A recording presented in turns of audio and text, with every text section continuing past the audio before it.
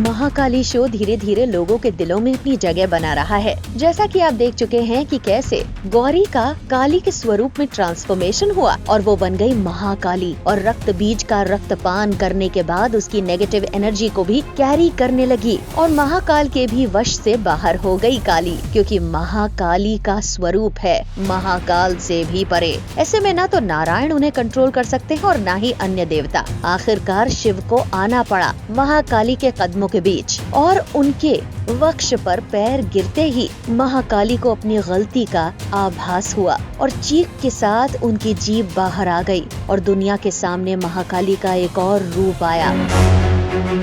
और फिर महाकाली अपने सौम्य स्वरूप में वापस आ गई और अपराध बोध से फूट फूट कर रोने लगी। मगर शिव ने उन्हें समझाया कि उनसे कोई अपराध नहीं हुआ। बिना शक्ति शिव एक शव के समान है। मगर गौरी अपने गिल्ट से बाहर नहीं आ पाती और अपने स्वरूप से मिलने के लिए वो कैलाश का त्याग कर देती है, और शिव भी उन्हें कह देते हैं कि इस यात्रा में ना ही वो उनके सारथी बन सकते हैं और ना ही सहयात्री।